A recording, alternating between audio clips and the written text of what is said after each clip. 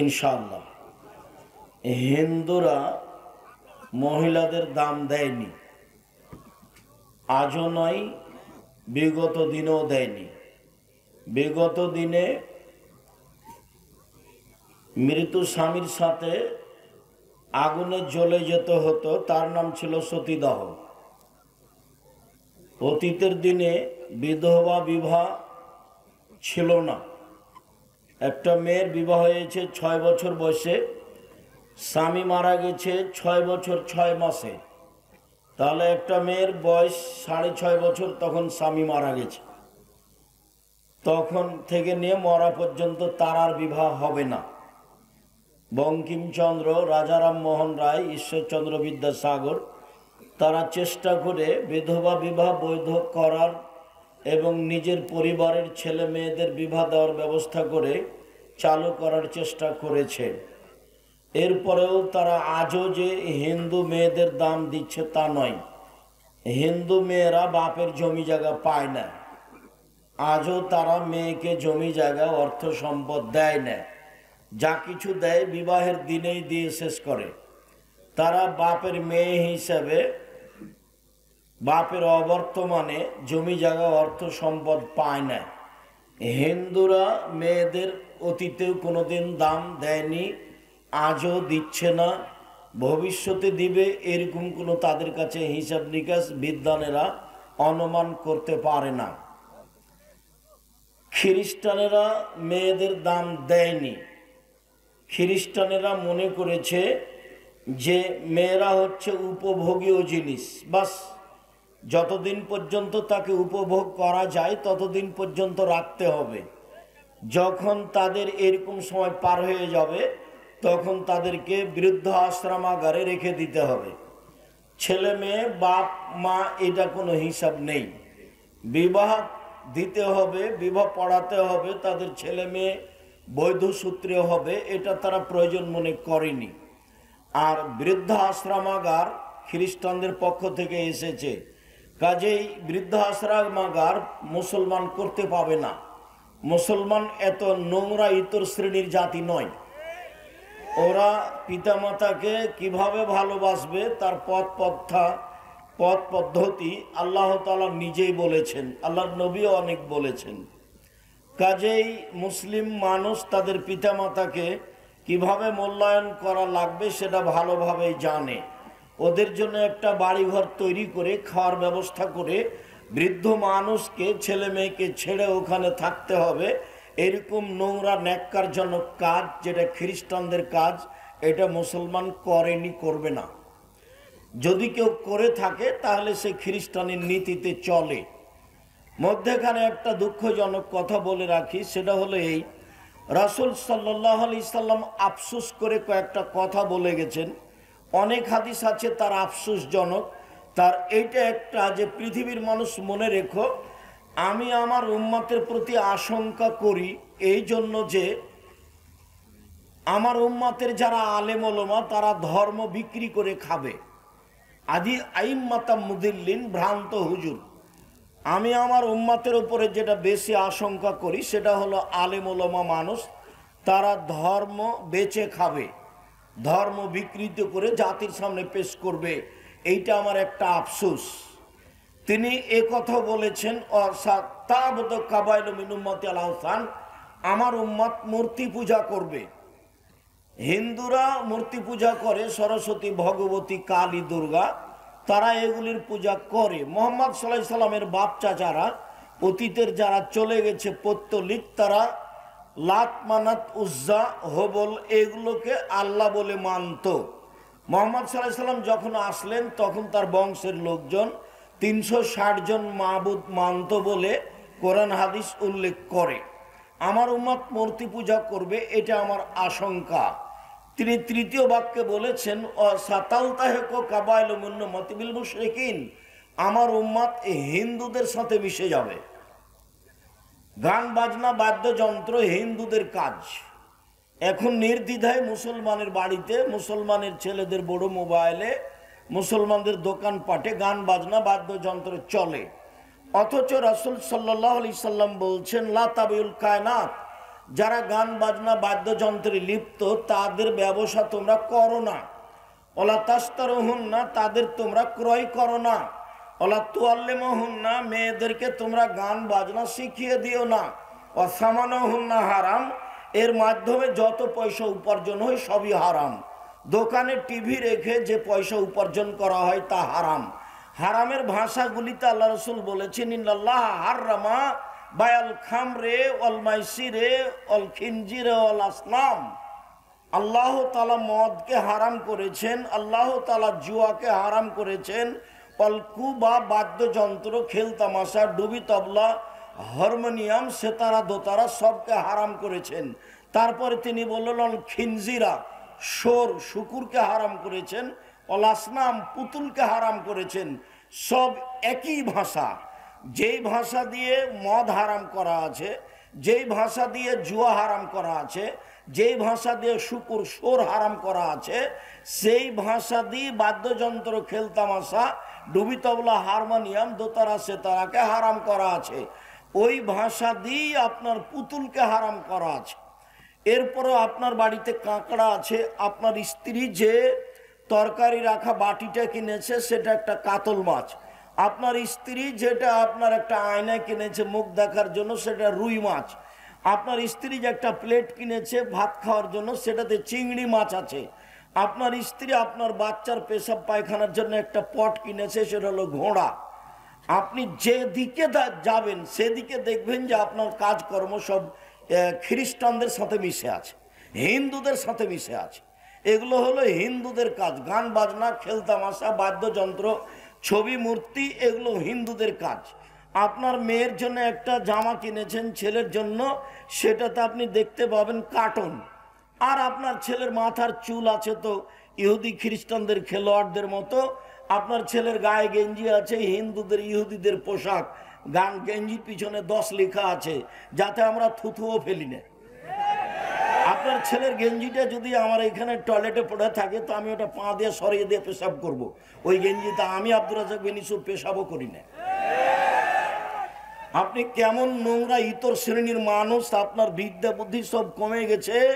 আপনি ইহুদি খ্রিস্টানদের নীতির সাথে একবারে দিন রাত জীবন বাজি রেখে মিশে যাওয়ার চেষ্টা করছেন। তাই তো আল্লাহ নবী বলছেন, পৃথিবীর মানুষ, আমি দুঃখ সহকারে বলে গেলাম, লায়াতিয়ান্না উম্মতি মা তাআলা বানি ইসরাইল, ইহুদি খ্রিস্টান যেসব কর্মে লিপ্ত হয়েছে আমার উম্মত সেই কর্ম করবে। মনে রেখো, ডান হাতের বিঘত যেমন বাম হাতের সমান সমান সমান, আমার উম্মত তেমন নিয়ম নীতিতে, কাজকর্মে, খাসলাতে, অভ্যাসে, পোশাক আশাকে, চলাফেরাতে, খাতা কলমে মিশে যাবে ইহুদি খ্রিস্টানের সাথে সমান সমান।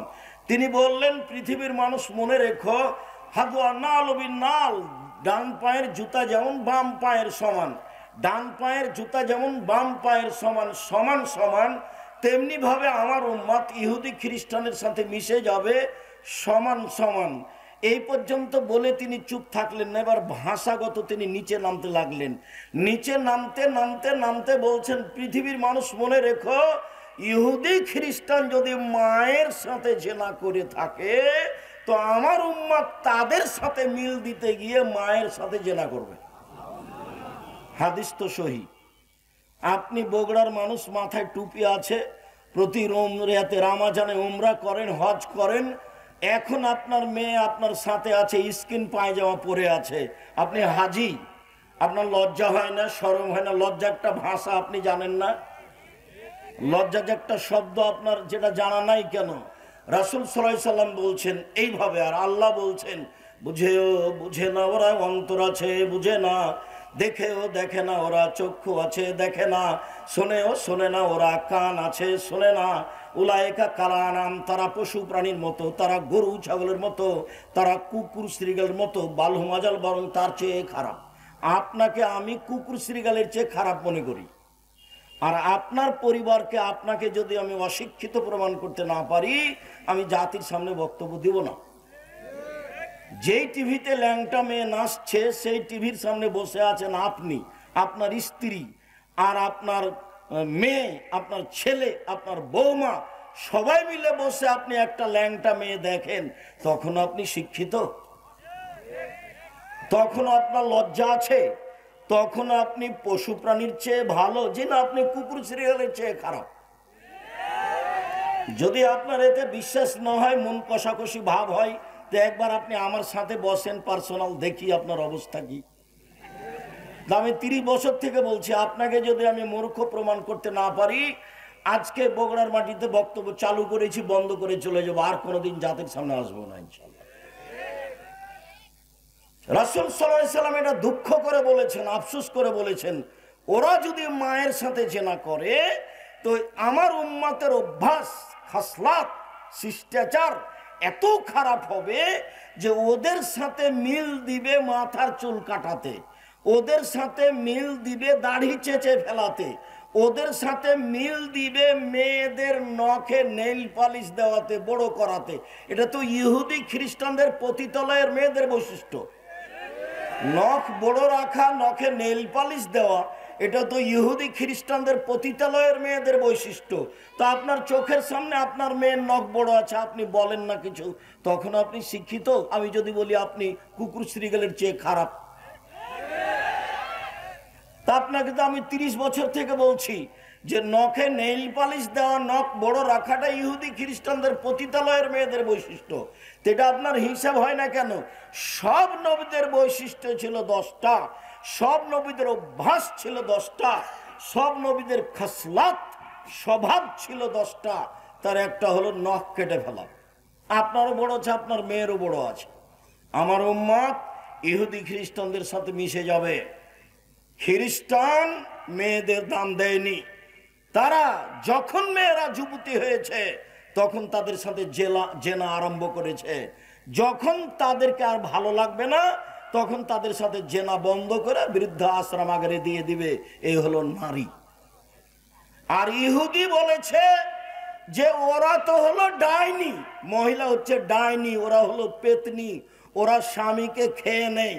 বগুড়াতে আজও হাজারো গ্রাম আছে যেই গ্রামের মহিলারা বলে যে স্বামীর নাম ধরতে হয় না, নাম ধরলে স্বামী মারা যাবে। এটা হলো ইহুদিদের স্বভাব, এটা হলো ইহুদিদের স্বভাব। ইহুদি বলছে যে ও তো মানুষ নয়, ও তো ডাইনি, ও তো স্বামীকে খায়, ও তো মানুষকে খায়। ও আবার কি? ও কিছুই না, ও কোনো জাতি নয়, ওর 5 পয়সা দাম নয় সমাজে। আপনি আজকে একটা বই কিনে দেখুন, বইয়ের নাম হচ্ছে কেন এই নির্যাতন, কি তার প্রতিকার। বেগম রোকেয়া লিখেছে, অবরোধবাসিনী, মুসলিম মহিলা অবরোধবাসিনী। বগুড়া ট্রেন স্টেশনে বগুড়া জেলার কিছু মহিলা হজ করতে যাবে, তো ওরা পর্দা করে, তো ট্রেনে যাবে ঢাকা, তখন ওদেরকে পর্দার কারণে একটা বড় চাদর দিয়ে 3-4-5 জনকে ঢাকা আছে। তখন টিকিট মাস্টার একটু বের হয়েছেন বাইরে, দেখবেন সব কিছু দেখছেন, অনেকগুলি বস্তা মনে হচ্ছে পর্দা দিয়ে ঢাকা আছে, তো পা দিয়ে লাথি মেরে মেরে দেখছেন যে এগুলো কিসের বস্তা। বেগম রোকেয়া লিখছে এভাবে, তাকে নিয়ে আমি নাচিনি, তোমার মতো অশিক্ষিত মানুষ নেচেছে। আমি তো বলেছি আমি কখনো ঠাকুরের গানকে প্রাধান্য দিইনি। ঠাকুর বলেছে, ঠাকুর হলো জাতির শত্রু, ঠাকুর মুসলমানের শত্রু, ঠাকুর ঢাকা বিশ্ববিদ্যালয়ের শত্রু, ঠাকুর বাংলাদেশের শত্রু, ঠাকুর জাতির শত্রু, ঠাকুর হলো খ্রিস্টানদের সবচেয়ে বড় দালাল। মুসলমানেরা বাংলাদেশে বিপদে থাকে ইহুদি খ্রিস্টানের হাতে, আর ঠাকুর লন্ডনে বসবাস করে। এই ঠাকুর বলে, ও কালিমা তোমার আকাশ, ও কালিমা তোমার বাতাস। আমি আজ থেকে 30 বছর পূর্বে বলেছি তোর বাপের আকাশ। সিলেট কোর্টে 5000 টাকার মামলা হলো, আমি ঠাকুরের অপমান করেছি। আমি ঠাকুরের অপমান করিনি। ঠাকুর বলেছে ও কালিমা তোমার আকাশ, ও কালিমা তোমার বাতাস। আমি বলেছি তোর বাপের আকাশ কালিমা। মুসলমানের বাচ্চারা অশিক্ষিত, ও প্রাধান্য দিতে পারে ঠিক ঠাকুরকে, তার গানকে প্রাধান্য দিতে পারে। আমি আব্দুর রাজ্জাক বিন ইউসুফ, আমার দেহে যতদিন শ্বাস আছে ততদিন ঠাকুরের এই গানের আমি 5 পয়সা দাম দিনে। ডেনে যে পেশাব পায়খানা পড়া আছে তার সামান্য দাম ঠাকুরের গানের আমার কাছে নাই। ঠাকুরের গোটা দেহটাই মুশরিক, ঠাকুর নিজের হিন্দু, ঠাকুরের কলম হিন্দু, ঠাকুরের কর্ম হিন্দু, ঠাকুরের জাতি হিন্দু, ঠাকুরের গান হিন্দু। ঠাকুরের কথা আমার ছেলে মেয়ে পড়বে। 1971 সাল থেকে বাংলাদেশে আজ পর্যন্ত কোন শিক্ষিত মানুষ শিক্ষামন্ত্রী হয়েছে এটা আমার জানা নাই। আমি দীর্ঘদিন থেকে বলে আসছি, খ্রিস্টানের দালাল ঠাকুর, সেই ঠাকুরের গান আমার ছেলে মেয়ে পড়বে, এটা আমি কোনোদিন গ্রহণ করিনি। জাতির যদি রাস্তাঘাট করে দিতে না পারি, জাতির যদি স্কুল কলেজ করে দিতে না পারি, জাতিকে চূড়ান্ত সঠিক ধর্ম দিতে পারবো ইনশাআল্লাহ। ধর্মের ব্যাপারে জাতিকে ফাঁকি দিয়ে পরকাল হারাতে রাজি নই। এইভাবে দিন কাটাতে আমি আব্দুর রাজ্জাক বিন ইউসুফ প্রস্তুত নই। সঠিকটাই জাতির কাছে পেশ করার চেষ্টা করব ইনশাআল্লাহ। মরা বাঁচা আল্লাহর হাতে। বলছিলাম, সম্মানিত দিনী ভাই বোন, ইহুদি মুসলমানদের দাম দেয়নি, খ্রিস্টান দেয়নি, হিন্দু দেয়নি। ইসলাম আসার পূর্বের নাম হচ্ছে জাহেলিয়তের যুগ। জাহেলিয়তের যুগে মেয়েদের দাম দেওয়া হয়নি। জাহেলিয়তের যুগে, বন্যতার যুগে, বর্বরতার যুগে দাম দেওয়া তো হয়নি। সেই যুগে মেয়েদেরকে মাটিতে পুঁতে দেওয়া হতো। মুসা আলাইহিস সালাম যখন ফেরাউনের কাছে গেলেন, গিয়েই মুসা আলাইহিস সালাম ফেরাউনকে বললেন যে বানি ইসরায়েলকে ছেড়ে দেন, স্বাধীনতার দরকার আছে, স্বাধীনভাবে বসবাস করতে চাই। আপনি আমাদেরকে দাস দাসী করে রেখেছেন, আমার বংশের লোকেরা আপনার বাড়ির দাস, আর আমার বংশের মহিলারা আপনার বাড়ির দাসী। আপনি তাদের সাথে জেনা করে সময় করে তাদেরকে আপনি এইভাবে রাখেন যুগ যুগ ধরে, আপনার বয়সে 1500 বছর। তো আমি এসেছি, আপনি বানি ইসরায়েলকে ছেড়ে দেন। আন আরসেল মানা বানি ইসরাইলা, বানি ইসরায়েলকে আমাদের সাথে ছেড়ে দেন, আপনার অধীনে দাস দাসী হিসেবে রাখতে চায় না। লম্বা বক্তব্যের এক পর্যায়ে মুসা আলাইহিস সালাম যখন এই কথা বললেন, তালা ফেরাউন বলল, আলাম নুরাব্বিকা ফিনা ওয়ালিদা, কি ব্যাপার, তোমাকে আমি শিশুকালে বহুদিন লালন পালন করিনি? ওয়ালা বিস্তাফিনা মিন উমরিকা সিনিনা, তুমি তো আমার কাছে তোমার বয়সের বহু বছর ছিলে, তুমি কি সেই মুসা নও? অফালতা ফালাতাকা আল্লাতী ফালতা, তুমি যা করেছ, তুমি তোমার কর্ম করেছ। এক থাপ্পড়ে তুমি মানুষ মেরেছ। আনতা মিনাল কাফিরিন, তুমি বড় অকৃতজ্ঞ। ফেরাউন মুসার সামনে ঘোষণা দিল।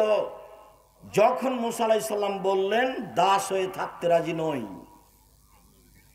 মুসা আলাইহিস সালাম বললেন কালা ফালতুহা, জি আমি এক থাপ্পড় মেরে মানুষ মেরেছি, থাপ্পড় দিয়ে মানুষ মেরেছি, কথাই ঠিক। এদান ওয়ানা মিনাল দাল্লিন, তখন আমি ভুল পথে ছিলাম। ফারারতু মিনকুম, আমি তোমার ভয়ে পালিয়ে গেছি। লাম্মা খিফতুকুম, যখন ভয় করেছি তোমার কাছে থাকলে তুমি আমাকে হত্যা করবে। আমি বহু পথ অতিক্রম করে চলে গেছিলাম। ফাওয়াহাবালি রব্বি হুকমান, আমার প্রতিপালক আমাকে জ্ঞানে গুণে পূর্ণ করেছেন। ওয়াজআলানি মিনাল মুরসালিন, আমাকে নবী করেছেন। অতিলকা নিয়ামাতুন তামুন্নুহা আলাইয়া, হ্যাঁ আপনি আমার প্রতি অনুগ্রহ করেছেন। শিশুকালে আপনি আমাকে লালন পালন করেছেন, অনুগ্রহ করে আপনি খোটা দিয়েছেন, এই সুবাদে আপনি বানি ইসরায়েলকে দাস দাসীতে পরিণত করেছেন। আপনি বড় উদ্ধত স্বৈরাচার, সীমা লঙ্ঘন করেছেন। সেই দিন মুসা আলাইহিস সালাম ফেরাউনের সামনে এইভাবে ঘোষণা দিয়েছিলেন, সরকারের কাছে টাকার জন্য যেতে হবে না, সরকারের কাছে দাওয়াতের জন্য যেতে হবে, নিজের স্বাধীনতার জন্য যেতে হবে, নিজের ব্যক্তিত্ব হারানোর জন্য সরকারের কাছে যেতে হবে না। ফেরাউন কোনো সাধারণ সরকার নয়, 1500 বছর থেকে বলে আসছে আমি আল্লাহ। এরকম এক ব্যক্তির কাছে যে মুসা এভাবে বলছেন। বলছিলাম এই জাহেলিয়তের যুগ একটার পর একটা চলে আসছে। তারা মেয়েদেরকে মাটিতে পুঁতে দিয়েছে, তাদের সাথে জেনা অন্যায়ের কোনো হিসাব নেই। জাহেলিয়ত মানেই জাহেলিয়ত। স্বামী মারা গেলে 1 বছর তাকে শোক পালন করতে হবে বাড়ির পিছন দিকে কুঁড়ে ঘরে, জাহেলিয়ত, বুখারী মুসলিমের হাদিস। স্বামী মারা গেলে, হিন্দুরা তো স্বামী মারা গেলে বাস বিবাহ হবে না, বিধবা বিবাহ বাতিল। বঙ্কিমচন্দ্র চেষ্টা করে, রাজা রামমোহন রায় চেষ্টা করে, খুব একটা সফল হতে পারেনি, আজও হয় না। হাজারো মেয়ে কম বয়সে মারা গেছে, বাপের বাড়িতে আছে, ভিক্ষা করে খাচ্ছে। তারা এটা গ্রহণ করেনি, তারা শিক্ষিত মানুষ নয়, তারা মেয়েদের দাম দিতে হবে কিভাবে জানা নাই, জানেনি তারা। জাহেলিয়াতের যুগে স্বামী মারা গেলে 1 বছর বাড়ির পিছন দিকে থাকতে হবে একটা কুঁড়ে ঘরে, তাদেরকে খাবার দেওয়া হতো ওই প্লেটে, যে প্লেটে চুলা থেকে ছাই উঠানো হয়, ওদেরকে খাবার দেওয়া হতো পানির একজন একটা টিনের প্লেট ময়লাযুক্ত। 20 কুষ্ঠ হলে মানুষকে যেভাবে প্লেট বাসন দিয়ে থাকে সেইভাবে বিধবা নারীকে দেওয়া হতো। 1 বছর পরে তাদের বৈধ হওয়ার জন্য, স্বামী মারা গেছে শোক পালন থেকে পবিত্র হওয়ার জন্য অনেক সমস্যা ছিল। সেই সমস্যাগুলো বুখারীতে উল্লেখ হয়েছে। আপনাকে আমি মুখামুখি বলতে লজ্জা পাচ্ছি, তাই ছেড়ে দিলাম। জাহেলিয়াতের যুগে মেয়েদের দাম দেওয়া হয়নি। মহান আল্লাহ বলেন, অকারনা ফি বুয়ুতিকুন্না ওয়ালা তাবাররাজনা তাবারুজাল জাহিলিয়াতুল উলা। হে মুসলিম মহিলা, তোমরা বাড়িতে থাকো। বর্ণতার যুগে, বর্বরতার যুগে, অসভ্যতার যুগে নারীরা যেভাবে যৌবনকে বিক্রি করে, বর্বরতার পরিচয় দিয়ে রাস্তাঘাটে ঘুরতো, সেভাবে ঘুরো না, তোমাদের মান সম্মান আছে। জাহেলিয়াতকে লক্ষ্য করে আল্লাহ বলছেন, ওয়াইদা বুশরা আহাদুহুম বিল উনসা দাল্লা ওয়াজহুহু মুসওয়াদ্দান ওয়া হুয়া কাযীম। জাহেলিয়াতের যুগে যদি কোনো মেয়ে জন্ম নিত তাহলে বাপের মুখ কালো হয়ে যেত, সে বাড়িতে লুকিয়ে থাকতো, দোকানপাটে বাজারে যেত না, মানুষে লজ্জা দিবে সেই জন্য। একটা মেয়ে হওয়াতে সে চিন্তা করতো আইমসুকাহালাহুনিন, আমি আদুসহফে তোরাব, অপমান অবস্থায় মেয়ে বাড়িতে রেখে দিব না মাটিতে পুঁতে দিব। যদি রেখে দিই অপমান সুনিশ্চিত, আর যদি পুঁতে দিই বালাই চলে গেল। তাই তারা নিজে হাতে মেয়েকে মাটিতে পুঁতে দিত। কায়েস ইবনে সাবেত নিজে বলছেন, ওয়াআদতু সামানিয়া বানাতিন লি, আমি আমার 8টা মেয়েকে নিজে হাতে মাটিতে পুঁতে দিয়েছি। আল্লাহ রাসূলের সামনে এসে বিবরণ দিচ্ছেন, এর নাম জাহেলিয়াত। সুন্দর করে গর্ত খুঁড়েছে, গর্ত খুঁড়ে সুন্দর করে মেয়েকে সাজিয়ে নিয়ে গেছে। সাজিয়ে নিয়ে যাওয়ার পরে মেয়েকে বলছে, আম্মু দেখো তো নিচে কি। তখন মেয়ে তো বাপের সাথে আছে, যেমন নিচে দেখতে গেছে তেমন মেয়েকে ধাক্কা দিয়ে গর্তে ফেলে দিয়েছে। আব্দুল রাজ্জাক সাহেব, এটা হয় কি করে? আজও আপনার হবে, এটাই সহজ আপনার জন্য। কি বলেন আপনি? আমরা আজকে মেয়েকে এভাবে মাটিতে পুঁতে দিতে পারবো? হ্যাঁ, অবশ্যই পারবেন। বলি আপনাকে, আপনি আপনার মেয়েকে ঢাকা বিশ্ববিদ্যালয়ে পড়াচ্ছেন, টাকা পয়সা খরচ করছেন, বারবার জিজ্ঞাসা করছেন, আম্মু কেমন আছো, টাকা লাগলে বলিও, তোমার ভাইয়ার কাছে নিও। এভাবে বলতে বলতে হঠাৎ একদিন শুনছে যে আপনার মেয়ে অমুক মদখোরের সাথে চলে গেছে। তখন আপনি বলছেন যে তোকে ত্যায্য পুত্র করলাম, তোকে জবে করব, তোকে যদি পাই তো টুকরা টুকরা করে করতল নদীতে ভাসিয়ে দিব। তো এখনই তো একটু আগে চুমা দিচ্ছিলেন আপনি আর টাকা পাঠাচ্ছিলেন, এখন মেয়ে তো একটাই, যদি 2টা হয় তাহলে আপনার তো মন দুর্বল হয়ে গেছে। দাদি বলছে, নানি বলছে, কি করবি রে তুই, একটা ডিপিএস স্কুল না একটা গাভী নেই। তো 3টে যখন মেয়ে হয়েছে তখন দাদি নানি বলছে, বউ তালাক দে, এ বউ চলবে না। এইটাই কি জাহেলিয়াত নয়? এটাই জাহেলিয়াত। একটু 19-20 সালে আপনি মেয়েকে ত্যায্য পুত্র করে তাকে জবাই করে করতল নদীতে ভাসিয়ে দিতে চাচ্ছেন। এটাই ছিল তাদের কাছে সমস্যা। মেয়েরা নিজেরা সম্মান নিতে পারেনি। বেগম রোকেয়া যেভাবে মেয়েদের অপমান করেছে, তাই তো রংপুর জেলার মহিলা আবারও বই লিখলেন, কেন হব অবরোধবাসিনী। ঠিক সেভাবে মহিলারা নিজে নিজে জাতির কাছ থেকে সম্মান হারিয়ে মাটিতে মিশিয়ে গিয়ে ইহুদি খ্রিস্টানদের নীতিতে পরিণত, ইহুদি খ্রিস্টানদের অপমান গ্রহণ করতে চায়। স্কিন পায়জামা পরে জাতিকে অঙ্গ প্রত্যঙ্গ দেখিয়ে শিক্ষা প্রমাণ করতে চায়। যেটা বন্যতা, যেটা বর্বরতা, যেটা অসভ্যতা, যেটা কুকুর শ্রীগালের চরিত্র, সেটাই পছন্দ করে আপনার কারণে। আপনি বাপ হওয়াটাই অভিশাপ।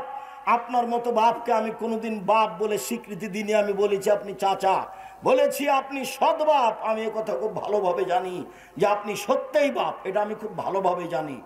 আপনি সত্যিই বাপ, কিন্তু আপনার স্বভাবের কারণে, আপনার দুশ্চরিত্রের কারণে, আপনার শিক্ষার অভাবের কারণে, আপনার বোকামির কারণে আপনি আপনার মেয়েকে এইভাবে ধ্বংস করেছেন। তাই তো রাসূল সাল্লাল্লাহু আলাইহি ওয়াসাল্লাম বলেছেন 3 শ্রেণীর মানুষ কখনো জান্নাতে যাবে না। এক, আর রাজলাতু মিনান নিসায়ে, পুরুষের বেশধারী নারী, যারা পুরুষের জুতা স্যান্ডেল পরে, যারা পুরুষের শার্ট প্যান্ট পরে, যারা পুরুষের পোশাক পরে, তারা জান্নাতে যাবে না। ও দায়ুস, আর আপনি যাবেন না। আপনি যে ওই মেয়ের বাপ, যে মেয়ে পোশাক পরে সে মেয়ের পিতা আপনি, যার কারণে আপনি যাবেন না। এই কথা মুহাম্মদ সাল্লাল্লাহু আলাইহি সাল্লাম বলেন। মুগিরা ইবনে শুবা রাদিয়াল্লাহু তাআলা আনহু বলেন, আল্লাহর নবী বলছেন আল্লাহ তাআলা হারাম করেছেন এক, উকুকাল উম্মাহাত, মায়ের অবাধ্য চলা হারাম। ঘুম থেকে উঠে দেখে মনে হচ্ছে মায়ের মতো বড় শত্রু আর কেউ নেই। টিসটা দেখি, মায়ের মতো বড় শত্রু আর কেউ নেই। মাটির ওপরে সবচেয়ে খারাপ মানুষ হলো মা, এটাই মনে হচ্ছে। আল্লাহর নবী বলছেন সবচেয়ে বড় হারাম হচ্ছে মায়ের অবাধ্য চলা। দুই, মানাওয়াহাতিন, কৃপণতা অবলম্বন করা। তিন, অদুল বানাত, মেয়েকে মাটিতে পুঁতে দেওয়া। মেয়েকে মাটিতে পুঁতে দেওয়া হতো, তার নাম জাহেলিয়ত।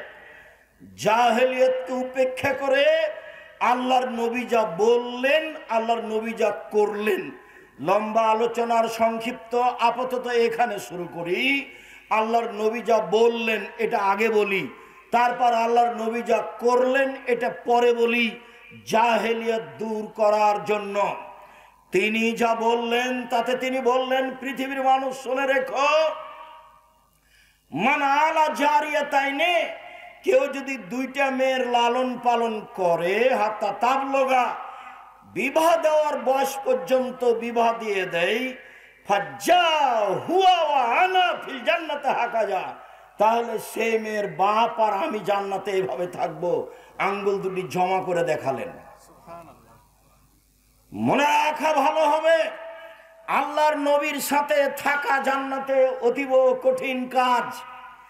একজন সাহাবী সন্ধ্যা রাতে আল্লাহ রাসূলের সামনে একটা মেশক আর পানি নিয়ে যে দিলেন, আল্লাহ রাসূল খুশি হয়ে গেলেন। বেশ ভালো তো, তুমি বুদ্ধি রাখো, তুমি সালমা শেতা, তুমি আমার কাছে কিছু চাও, যা চাইবে তোমার মন চাই সেটাই চাও।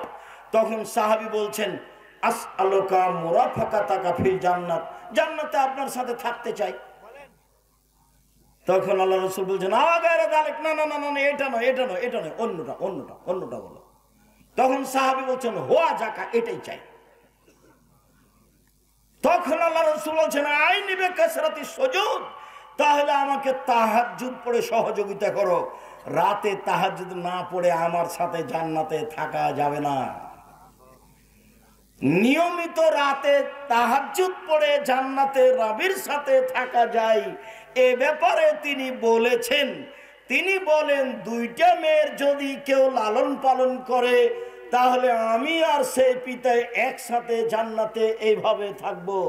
তখন তিনি তর্জনী এবং মধ্যমা আঙ্গুল দুটি জমা করে দিলেন। এইখানে আর একটা কথা আছে, তিনি বলেছেন মানালা কাফুলিল ইয়াতীম, কেউ যদি এতিমের লালন পালন করে, সেই ব্যক্তি আর আমি জান্নাত, ইশারা করে দেখালেন। তবে দুইটার মধ্যে একটু ফাঁকা রাখলেন। এতিমের লালন পালন করলে আমার সাথে থাকা যাবে, তবে একবারই সাথে নয়। এই যে হাদিস বুখারী মুসলিম, কেউ যদি দুইটা মেয়ের লালন পালন করে, তাহলে সেই পিতা আর আমি একসাথে। তিনি বলেন পৃথিবীর মানুষ শুনে রেখো, মান আলা সালাসা বানাতিন, কেউ যদি তিনটি মেয়ের লালন পালন করে, ফা আল্লামাহুন্না, লালন পালন মানে ফা আল্লামাহুন্না, তাকে বিদ্যা শিখিয়ে দেয়, ওয়াদ্দাবাহুন্না, তাকে শিষ্টাচার শিখিয়ে দেয়, ওয়াকাসাহুন্না, তাকে কাপড় পরিধানের ব্যবস্থা করে দেয়, তার ওয়া আকলাহুন্না, ওর খাওয়ার ব্যবস্থা করে দেয়, তাহলে কুল্লাহু সিতরান ইয়াউমাল কিয়ামা মিনান নারে, বিচারের মাঠে ওই মেয়ে তিনটি বাপকে জান্নাতে নিয়ে যাওয়ার জন্য জাহান্নাম থেকে অন্তরাল হয়ে যাবে। ওই দিকে থাকবে জাহান্নাম, এই দিকে থাকবে পিতার, মধ্যে থাকবে তিনটা মেয়ে। মেয়ে তিনটি আল্লাহকে বলবে আমার পিতাকে আগে জান্নাতে দেন, তারপরে কোনো কথা। একবারে শক্তভাবে বেঁকে বসবে, যতক্ষণ পর্যন্ত তিনটি মেয়ের পিতা জান্নাতে যাবে না ততক্ষণ পর্যন্ত মেয়ে তিনটি সেখান থেকে সরে যাবে না, অন্তরাল হয়ে আছে। ওদিকে আছে জাহান্নাম, এদিকে আছে পিতার, মধ্যে আছে মেয়েরা। 10টা ছেলে লালন পালন করলে 1 পয়সা লাভ হবে, এই কথা মুহাম্মদ সাল্লাল্লাহু আলাইহি ওয়াসাল্লাম বলেননি। তো ছেলেকে পড়াবেন, শিক্ষা দিবেন কেন? জন্ম দিয়েছেন এই জন্য। যদি শিক্ষা না দেন, এখন যা পাপ করবে সব আপনার, যা পাপ করবে সব আপনার। ছেলে বলছে যে আমার বয়স 30-35 বছর, তবু আমার বাপ বিবাহ দেয় না, তখন আমি নিরুপায় হয়ে জেনার সাথে থাকি। যত জেনা আছে সব পাপ আপনার। যত মোবাইলে ল্যাংটা মেয়ে দেখে আপনার ছেলে চক্ষু ঠান্ডা করছে, কলিজা ঠান্ডা করছে, মন ঠান্ডা করছে, সব পাপ আপনার। আল্লাহ রাসূল বলছেন, পৃথিবীর মানুষ শুনে রেখো, আমার উম্মতের উপরে আমি আশঙ্কা করে গেলাম গোপন পাপের। মোবাইলে মানুষ এইভাবে গোপন পাপ করবে, এটা রাসূল সাল্লাল্লাহু আলাইহি ওয়াসাল্লাম জানতেন না, তবে তিনি বলে যাচ্ছেন আমার উম্মত গোপন পাপে লিপ্ত হবে, এটা আমার আশঙ্কা। বাপ ওই ঘরে ল্যাংটা মেয়ে দেখছে, মা এই ঘরে ল্যাংটা মেয়ে দেখছে, তুমি এই ঘরে ল্যাংটা মেয়ে দেখছো, তোমার বোন ওই ঘরে মেয়ে ল্যাংটা মেয়ে দেখছে, এক বাড়িতে সব ঘরে ঘরে সব ল্যাংটা মেয়ে ব্যস্ত, সবাই ব্যস্ত। আর তোমার বাপ বৃদ্ধ হয়ে গেছে, সেটা একটু বলি, তোমার বাপ তাহাজ্জুদ পড়তে উঠে আব্দুর রাজ্জাক সাহেব চাপ দিয়েছে, তখন রাত 3টায় উঠেছে, সুন্দর করে অজু করেছে, অজু করার পরে বলছে আচ্ছা একটু টিভিতে কি আছে দেখি তো। যেমন টিভি চালু করেছে, বিশাল আকৃতিতে ল্যাংটা মেয়ে চলে এসেছে, কোথায় যে তাহাজ্জুদ গেল। এই চরিত্র তোমার বাপের, এই চরিত্র তোমার। দোকানে বসে বসে তোমার বাপ ঘন্টার ঘন্টা সময় কাটায়, এশার সালাত আদায় করতে গিয়ে মাথায় টুপি পড়ে মাথায় দিয়ে দোকানে বসে থাকে, দোকানে ল্যাংটা মেয়ে নাচে। তোমার বাপ এখন বলুক যে আমি ভালো মানুষ। আল্লাহর নবী এশার সালাতের পরে কথা বলাকে ঘৃণা করতেন, আল্লাহর নবী এশার সালাতের পূর্বে ঘুমিয়ে যাওয়াকে ঘৃণা করতেন। হাদিস বুখারী মুসলিম। আমি বলেছি বাড়িতে প্রেসিডেন্ট আইয়ুবের মতো করে মার্শাল্লাহ জারি করে রাখতে হবে, কারফিউ, রাত 10টার পরে কেউ এখানে জেগে থাকতে পারবে না। এই বাড়িতে রাত 10টার পরে কথা বলা নিষিদ্ধ, পড়াশোনা ব্যতীত, এটা ঘোষণা থাকবে বাড়িতে। তাহলে 10টায় ঘুমিয়ে গেছে 5 ঘন্টা, তাহলে কতটা বাজলো? 3টায় আপনি উঠে যান, আপনার ছেলে উঠে যাবে, নিজ নিজ ঘরে 2 রাকাত সালাত আদায় করে আল্লাহকে বলবে যে তুমি আমাকে এদেশের সবচেয়ে বড় শিক্ষিত করে দাও, তার তো রহমতের অভাব নেই। তুমি আমাকে বগুড়া শহরে একটা জমির ব্যবস্থা করে দাও, তুমি আমার এই ভ্যানটা ভেঙে গেছে, একটা নতুন ভ্যানের ব্যবস্থা করে দাও। যা বলতে চাই এখনই বলতে হবে, এটাই সময়। জীবনে কিছু করতে না পারলে অন্তত এই সময়ে কিছু বলেন। 4টা কাজ মনে রাখবেন: 1 5 ওয়াক্ত সালাত, 2 হালাল রুজি, 3 কোরআন তেলাওয়াত, 4 আড্ডা পিটা জীবনের জন্য হারাম, চিরদিনের জন্য হারাম। 2 জন যেখানে বসে আছে সেখানে বসবেন না।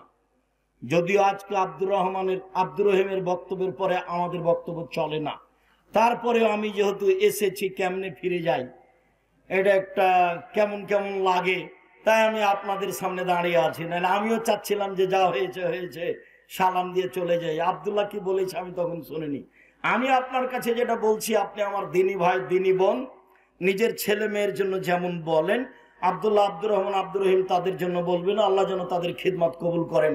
বলছিলাম সম্মানিত দিনী ভাই বোন, রাসূল সাল্লাল্লাহু আলাইহি সাল্লাম বলেন পৃথিবীর মানুষ শুনে রেখো, মান কানা লাহু সালাসা বানাত, কারো যদি 3টা মেয়ে থাকে, ফাআল্লামাহুন্না, তাকে বিদ্যা শিখিয়ে দেয়, ওয়াদ্দাবাহুন্না, শিষ্টাচার শিখিয়ে দেয়, ফালাহুল জান্নাহ, সে জান্নাতে যাবেই। এটা আল্লাহ রাসূল মুখে বলেছেন। মেয়েদের দাম আল্লাহ রাসূল নিজে মুখে দিচ্ছেন।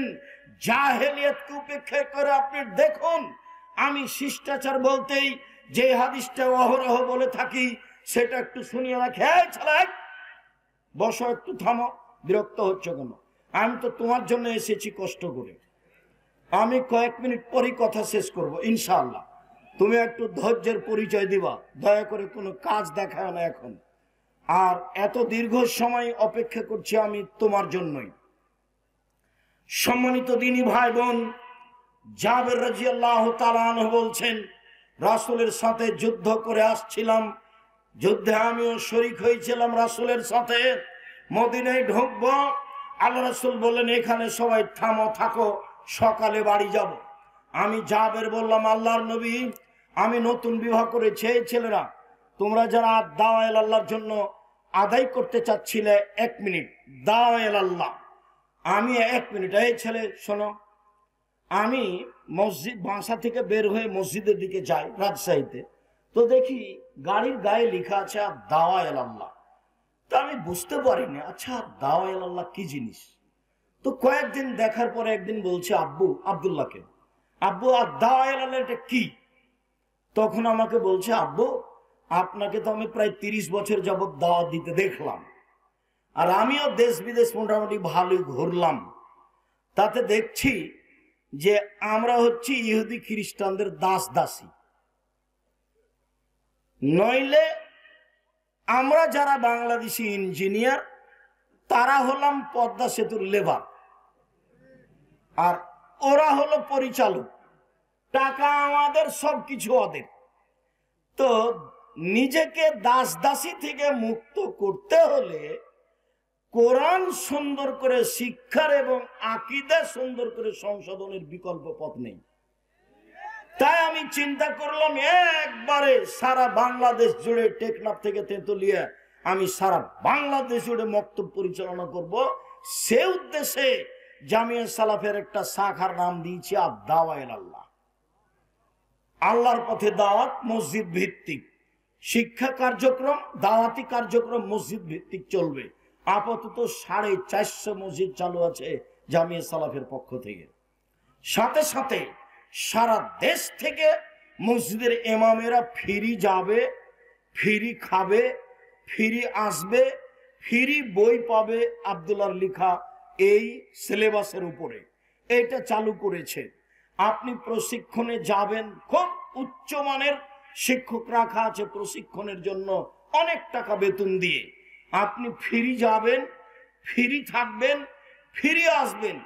একমাত্র আপনার মসজিদে আকীদা, আদর্শ, কোরআন শিক্ষা কার্যক্রম বাস্তবায়ন করার জন্য জামিয়া সালাফের পক্ষ থেকে এটা একটা বড় পদক্ষেপ। আল ইতিসাম পত্রিকা 12 জন মুফতি দিয়ে দেখা হয়, 50টা প্রশ্নের উত্তর আছে। আপাতত এই দেশে এই মানের কোনো পত্রিকা নেই। আর জামিয়া সালাফের একটা বড় শাখা আল অনলাইন ইতিসাম টিভি, যেটা জামিয়া সালাফের, সেটা তো সব সময় বলি সবচেয়ে বড় প্রতিষ্ঠান বাংলাদেশে। শিক্ষা মানে, শিক্ষক গণে, আয়তনে বাংলাদেশে জামিয়া সালাফের সবচেয়ে বড় প্রতিষ্ঠান। আয়তনে রূপগঞ্জ, নারায়ণগঞ্জ প্রায় 100 বিঘা জমির উপরে, জামিয়া সালাফিয়া ডাঙ্গিপাড়া প্রায় 40 বিঘা জমির উপরে, মেয়ে শাখা আপনার এতে তানোরে 60 থেকে 77 বিঘা জমির উপরে, দিনাজপুরে যেটা প্রায় 20 বিঘা জমির উপরে। আয়তনে সবচেয়ে বড়, শিক্ষক সংখ্যায় 300 জন শিক্ষক শিক্ষিকা জামিয়া সালাফায়। শিক্ষক গুণে ইন্ডিয়ান শিক্ষক, সৌদি শিক্ষক, বাংলাদেশি শিক্ষক, দামি দামি শিক্ষক, মানে তাদের বেতন লাগে 2024 পর্যন্ত 32 লক্ষ। 2025 এসে কত লাগবে তা আমার কাছে হিসাব এখনো আসেনি। এটাই হচ্ছে আপনাদের জামিয়া সালাফিয়া। এইটাকে আপনি মনে রাখবেন। শুনুন, রাসূল সাল্লাল্লাহু আলাইহি ওয়াসাল্লাম এবার জাহেলিয়াতকে লাথি মেরে মেয়েদের মর্যাদা দিতে গিয়ে বলছেন, পৃথিবীর মানুষ শুনে রেখো, ইন্নাল ইয়াহুদা কানু ইয়াজাহাজাত ফীহিম, যখন ইহুদিদের মধ্যে কোন মেয়ে ঋতুবতী হতো তখন তারা তাদেরকে বাড়ির পিছনে রেখে আসতো। ছি ছি ছি ছি ছি, ও পচে গেছে, ওর সাথে কথা বলা হবে না, ও যেন বিছানায় হাত না লাগায়, ও যেন ভাতের পাতিলে হাত না লাগায়, তাকে পিছনে রেখে দিয়েছে। সাহাবীগণ বলেন, আল্লাহর নবী, এই যে মহিলারা ঋতুবতী হলে ইহুদিরা এরকম করছে, তো আপনি কি বলছেন? তখন আল্লাহ রাসূল বলছেন, ইসনাউ কুল্লা শাইইন ইল্লা নিকাহ, ঋতুবতী মহিলার সাথে স্ত্রী মিলন ব্যতীত যা কিছু তোমার শান্তি তৃপ্তির জন্য তাই করো। ঋতুবতী হয়েছে তাতে কি হবে? তোমার বিছানে থাকবে, তোমার সাথে থাকবে, তোমার সাথে কথা বলবে, তোমার সাথে মান সম্মান ভোগ করবে, তোমার সাথে খাবে, তোমার সাথে চলবে, যে কোনো প্রয়োজনে তোমার সাথে থাকবে। হাদিস বুখারী মুসলিম। এই ঘোষণা যখন আল্লাহর নবী দিলেন, তখন ইহুদিরা বলল, মা ইরিদু হাযার রাজুল আইয়াদানা ফি আমরিনা কুল্লা শাইইন ইলা ইউখালিফানা ফি। আরে কেমন মানুষ গো মোহাম্মদ, কত খারাপ মানুষ, শুধুমাত্র আমাদের বিরোধিতা করা তার কাজ। সব জাতীয় আমাদের বিরোধিতা করে, এমনকি ঋতুবতী নারী হলেও সে আমাদের বিরোধিতা করে। সে এই ঘোষণা দিয়েছে। আয়েশা রাদিয়াল্লাহু তাআলা আনহা বলেন, ইন্নী কুনতু ইকতাসালতু মান নবী সাল্লাল্লাহু আলাইহি সাল্লাম মিন ইনাইন ওয়াহিদুন কালানা জুনুবুন। আমি এবং আল্লাহর নবী অপবিত্র অবস্থায় এক পাত্র থেকে পানি নিয়ে গোসল করতাম। এই কথা বলার পরে তিনি বলছেন, ফা আমারানি, তিনি আমাকে আদেশ করতেন, আত্তাজেরা, আমি ঋতু অবস্থায় স্ত্রী অঙ্গে একটি অতিরিক্ত কাপড় ব্যবহার করব। ফায়ুবাসিরনি, তারপর তিনি আমার শরীরের সাথে শরীর মিশিয়ে থাকতেন। ইউবাসির মানে আমার শরীরের মাঝে আর রাসূলের শরীরের মাঝে কোনো কাপড় থাকতো না। ওয়ানা হায়েস, তখন আমি ঋতুবতী।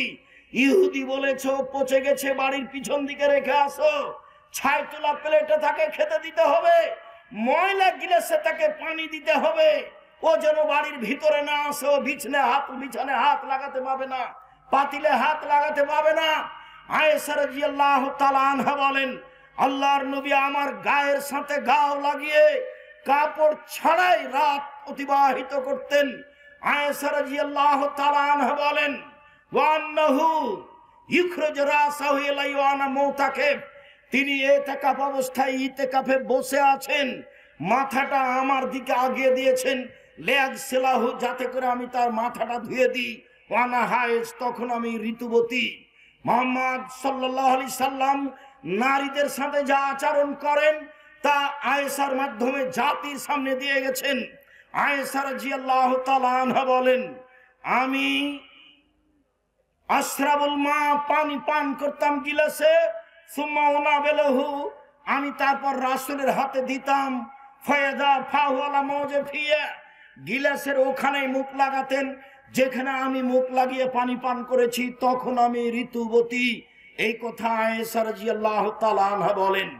আয়েশা রাদিয়াল্লাহু তাআলা আনহা বলেন, আন-নবী সাল্লাল্লাহু আলাইহি সাল্লাম ইয়াত্তাকাউ ফি হিজরি, আল্লাহর নবী আমার উরু রানের উপরে মাথা দিয়ে কোরআন মাজিদ পড়তেন, তখন আমি ঋতুবতী। কোরআন মাজিদ আল্লাহর দেওয়া গ্রন্থ, পাক পবিত্র গ্রন্থ। আয়েশা ঋতুবতী মহিলা, তার উরু রানের উপরে মাথা রেখে আল্লাহর নবী কোরআন মাজিদ পড়তেন। আয়েশা রাদিয়াল্লাহু তাআলা আনহা বলেন, একদা আল্লাহর নবী বললেন, নাবেনিল খুমরা মিনাল মসজিদ, আয়েশা মসজিদ থেকে তুমি চাটাইটা দাও। আমি বললাম, আমি ঋতুবতী।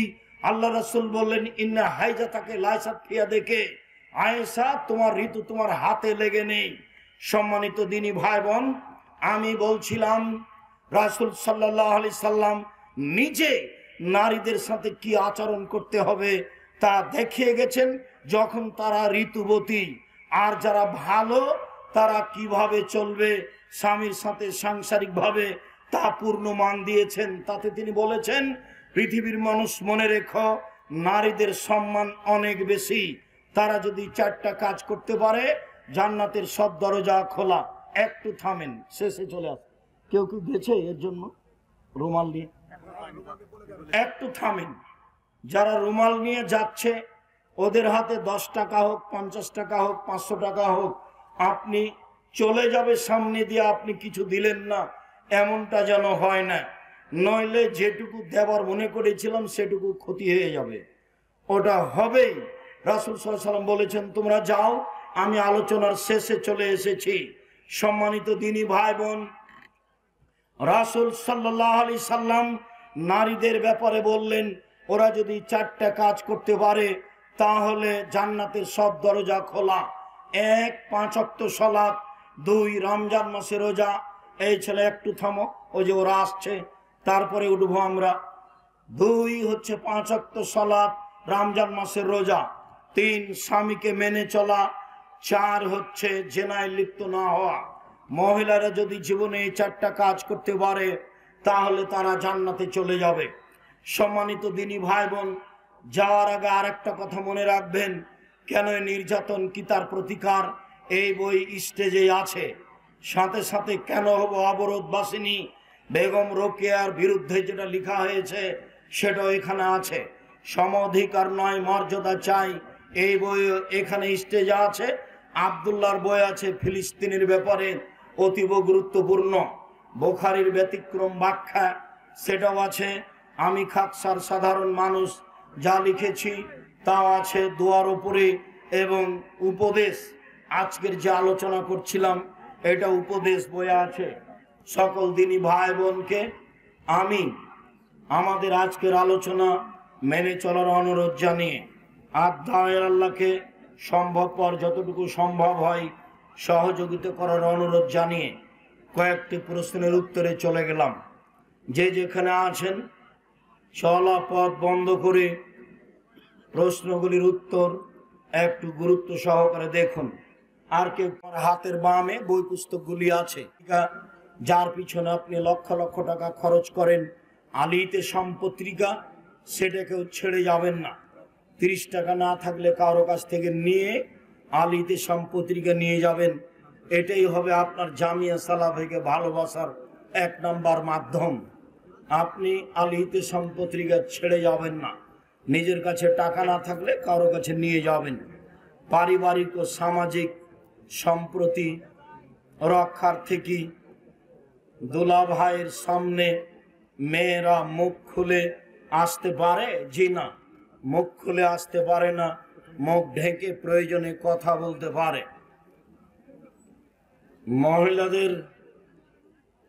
মহিলাদের জামাত, আমি একজন সরকারি চাকরিজীবী। প্রতি বছর শেষে ব্যাংকে আমার টাকা না থাকা সত্ত্বেও 5-6 সুদ আসে। আমি তাহলে এই টাকার কি করব? যা আসে তা নিয়ে ছেলে মেয়েকে বলে রাখতে হবে, অসহায় পুরুষ নারীকে দিয়ে দিতে হবে, খাওয়া হারাম।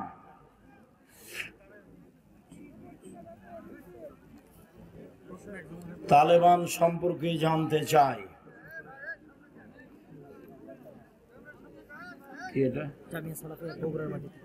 বগুড়ার মাটিতে জামিয়া সালাফের প্রতিষ্ঠান করার কোনো পরিকল্পনা আছে? এখানে পাশে কোথায় একটা জমি এক লোক দান করেছে, ইনশাল্লাহ সেখানে এই বছরই শুরু হবে বলে ভাবছি, দেখি কখন শুরু হয় ইনশাল্লাহ। আমরা পরিবারের অমতে প্রেম করে বিবাহ করি। বিয়ের 3 বছর পর আমাদের পরিবার মেনে নেই, আমরা পরবর্তীতে আর বিবাহ করি নাই। তোমার আব্বার উচিত 2 জন সাক্ষী নিয়ে পুনরায় বিবাহ পড়ানো। 2 জন সাক্ষী নিয়ে যতদিন পর্যন্ত তোমার বাপ বিবাহ না পড়াবে ততদিন পর্যন্ত তোমাদের জেনা হবে। 10 ছেলের মা হলেও এটাই ঠিক। আমার প্রশ্নটা হচ্ছে, ব্যাংকে চাকরি করা হারাম, এর সত্যতা আমি অকপটে স্বীকার করি, কিন্তু যদি এটা সত্যি হয়ে থাকে তাহলে এখানে টাকা জামানত বা ব্যাংকে রাখা, জি, ব্যাংকে চাকরি করা আর টাকা ব্যাংকে রাখা দুটো এক নয়। খুশিতে মাসে মাসে টাকা উঠাবেন ব্যাংক থেকে, লোন নিয়ে বাড়ি করবেন, আর নিরুপায়ে টাকা ব্যাংকে রাখবে সুদ মুক্ত অবস্থায়, দুটো এক কি করে আপনি ভাবলেন? নামাজের ভিতর যদি এক আয়াত থেকে অন্য আয়াতে চলে যাই তাহলে কি নামাজ হবে? জি হবে, কোনো সমস্যা নেই, এবং তাতে সহসিজদা দিতে হবে না। দেখিও কি লেখা আছে। আমরা রড মিস্ত্রি কাজ করি, কাজ শেষে কিছু 60 রড বাঁচে, ওগুলো মহাজনকে না বলে বিক্রি করি। এটা আমানতের খেয়ানত, হারাম। এটা না বলে বিক্রি করা যাবে না। হারাম টাকা হালাল কোনো ব্যবসায় বিনিয়োগ করলে সেখান থেকে উপার্জিত। হারাম টাকা হালাল কোনো ব্যবসায়, জি না, হারাম টাকা দিয়ে হালাল ব্যবসা করা যায় না। হারাম টাকা দিয়ে হালাল ব্যবসা করা যাবে না। স্বামী মারা গেলে স্ত্রী নাকফুল পরতে পাবে না, এটা হিন্দুদের নীতি। স্ত্রীর ওই সময়ে নাকে কানে পরনে যা আছে তাই থাকবে, খুলতে পাবে না। নতুন পড়তে পাবে না 4 মাস 10 দিন, নতুন পড়তে পাবে না 4 মাস 10 দিন, খুলে দিতে হবে, হিন্দুদের নীতি। ছোট বাচ্চাদের কালো টিপ পরানো যাবে কি? কোনো রহস্য থাকলে শিরক হবে। রহস্য যদি না থাকে, দেখতে ভালো লাগে, তাহলে কালো টিপ দেওয়া যায়। নামাজ ছেলে মেয়ে আলাদা কি না? জি না, ছেলে মেয়ের নামাজে কোনো পার্থক্য নেই, একেবারেই পার্থক্য নেই। এতটুক যে মেয়ে ইমাম হলে লাইনেই থাকবে, মহিলা মানুষ ইমামে ভুল হলে হাতের উপরে তালি মেরে ভুল সংশোধন করবে। সলাতের নিয়ম কানুনে পুরুষ নারীর কোনো পার্থক্য নেই।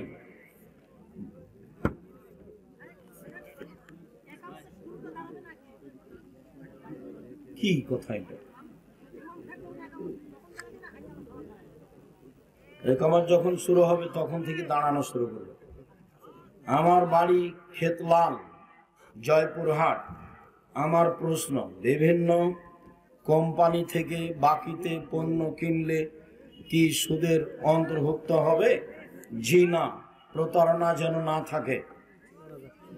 যেই কোম্পানির মাল চলে না, আপনাকে অতিরিক্ত টাকা দেওয়া হয়, সেই কোম্পানির মাল সমাজে দিবেন ভালো বলে টাকা পাচ্ছেন, এই জন্য তো প্রতারক ডাক্তারের মতো হয়ে। ও ডাক্তার তো জানে যে এর চেয়ে ভালো কোম্পানির ওষুধ আছে, তো ওই কোম্পানির ওষুধ লিখেছে, তার প্রেসক্রিপশনে যে তাকে টাকা দেয়, তো এর টাকা লস, ওর বাপের পড়ানো লস, তো প্রতারক ডাক্তার। সালাতে ফরজ নামাজ পড়ার কি কোনো মোনাজাত করা যাবে? মোনাজাত ব্যক্তিগত ব্যাপার। সালাতের পরে সবাই মিলে হাত তুলে দোয়া করলে গুনাহ হবে, যা বিদআত। আজও বগুড়াতে এসব কিছু আছে, আমাকে তো অবাক লাগছে। আজও কি বগুড়ায় এমন কোনো পাড়া আছে যেখানে নামাজের পরে হাত তুলে দেওয়া হয়? তাহলে কি তারা খাঁটি বেদাতি? ওদের এই দিকে উত্তরবঙ্গে না থেকে ওদের বাড়ি করতে হবে এখনো চট্টগ্রাম খাগড়াছড়িতে, না? এরা হলো খাঁটি বেদাতি। খাঁটি বেদাতি উত্তরবঙ্গে থাকবে কি করে? যারা খাঁটি বেদাত করে, যারা খাঁটি শিরক করে, তাদেরকে দক্ষিণবঙ্গে যেতে হবে। বিবাহ করার জন্য কি কি গুণ লাগবে? বিবাহ করার জন্য কি গুণ লাগবে? তুমি ভালো পরহেজগার মেয়ে দেখে বিবাহ করবা, পড়াশোনা করে মানুষ হওয়ার চেষ্টা করবা। তাহাজ্জুদ সালাত 2 মাস পড়বো আর 1 মাস ছাড়বো না, এই নীতি না জায়েজ। পড়তেই হবে, কম হলেও। বই পুস্তক আমার হাতের বামে রয়েছে। পায়খানায় বা গোসলখানায় সালাম বা আজানের উত্তর বা দোয়াগুলি পড়া যাবে কি? যে টয়লেটে পায়খানায় বসে গিয়ে যদি মনে পড়ে যে আমি দোয়া পড়িনি, তাহলে পড়তে পারবেন বিসমিল্লাহ আল্লাহুম্মা আউযু বিকা মিনাল খুবুসি ওয়াল খাবাইস। বসার পর থেকে নিয়ে গোফরা নাকা পর্যন্ত কিছু বলা যাবে না।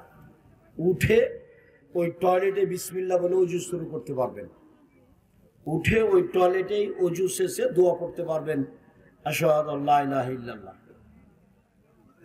মোবাইলে কল দিলে গান বাজে, ঝগড়া করে স্ত্রীকে 3 তালাক বলেছি, এক বৈঠকে 1000 তালাক বললে 1 তালাকই হবে।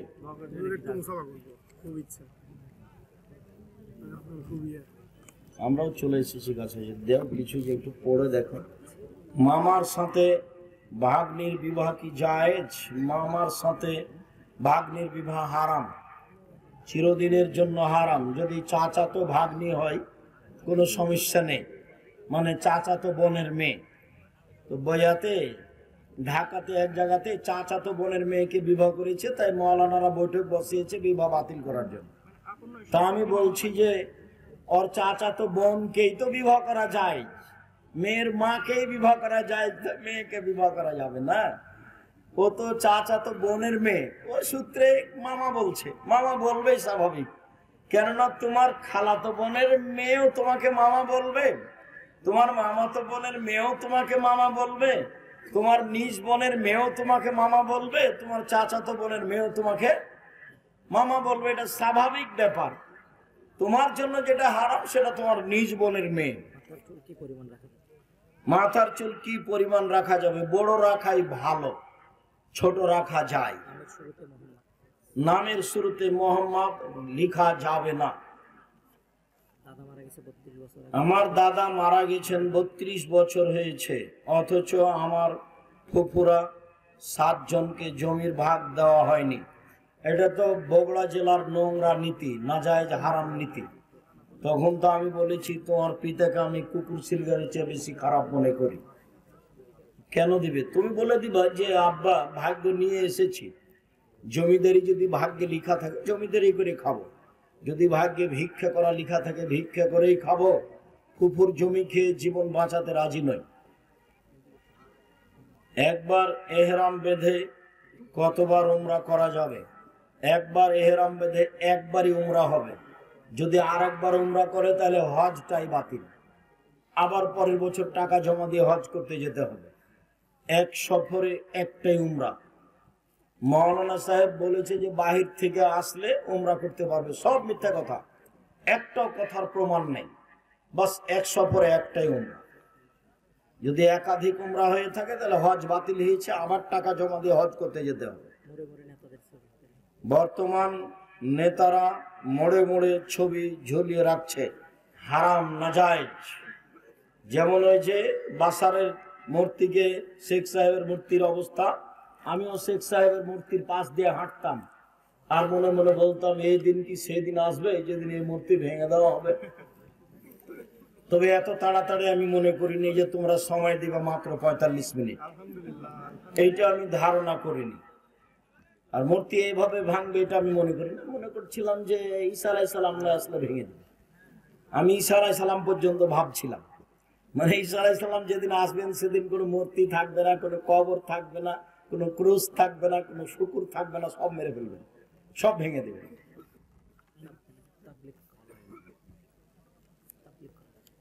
তাবলীগ করা যাবে না যাবে? তাবলীগের প্রচার মাধ্যম প্রায় 60% মিথ্যা।